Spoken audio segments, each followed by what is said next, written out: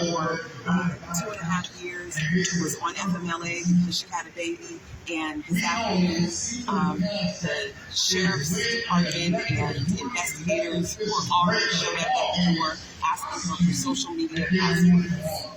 How do you reconcile it? I mean, it's inhuman. This whole process is inhuman, right? Because the reality is, you can do a suspension. People get suspended every single day, but they don't bring in armed forces. Did you all know that there were snipers on the roof yesterday for my press conference? Are you guys aware of that? So exactly what were they expecting, right? This is using the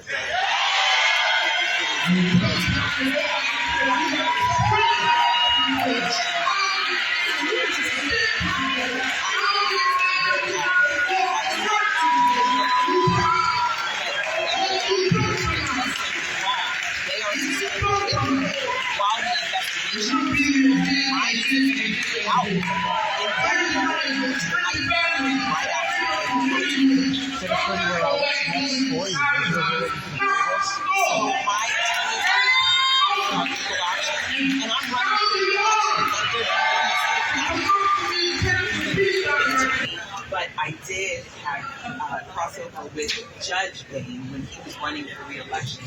We developed what I thought was a very friendly relationship. So I was really shocked to see how harshly he criticized me yesterday. But when you're pandering to the governor, you're going to say and do what the governor tells you to say and do. And I think it's really unfortunate for our community because the people have spoken. The people have spoken. So if you're appointed to do a job, just come in and do the job. Don't try to just tear me down while you're doing it. Considering that basically what options have been given to you? I'm not going to discuss that. When the time is right, we will make our next legal move, and you guys will all know about it. I'll call a big press conference, not at the courthouse because I don't like the snipers, but somewhere safe. And I'll let you guys know all about it. Removing them from office, conservative Republicans, they, say the will of the vote. Why should they be concerned with this? When you're a Democrat getting pulled out when voters voted. Because this isn't a partisan issue. The reality is we have elections. Our system is a democratic system. It's based on votes. Who wins the vote, you serve your time. There's always going to be someone who's not happy with that. We're about a 50-50 country, so 50% of the people are always going to be unhappy with whomever the elected official is, but we accept it and we work together because we are a community. We are built on democracy and we believe in democracy, so we accept those elections. This is not accepting the will of the people.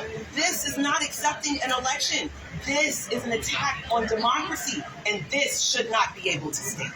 what do you say to those, though, who say that this is totally the biggest example of voter suppression they've seen? You're going to run in 2024, and especially for marginalized communities. What are you going to say, Monique? Well, if you look at it, voter suppression is going on in so many ways, right? We saw in 2020 Amendment 4 passed. And what did the governor do?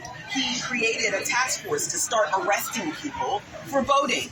That's voter suppression. He made them afraid. So by suspending me, what he's done is made people afraid to vote for me again because they don't want to vote for someone who's going to then be removed. So all of these are forms of voter suppression, and people have to come together and speak out and stand up against these dictatorship acts. And you're going to stand strong. I am absolutely going to stand strong. I am going to fight. I am not going to back down. I am going to continue to do everything that I said that I would do because I am a true public servant. I believe in the will of the people. I ran on a platform. You all accepted that platform. Yes, I came in office and did exactly what I said that I would do, and I'm going to continue to do it when I'm reelected in 2020. Amen.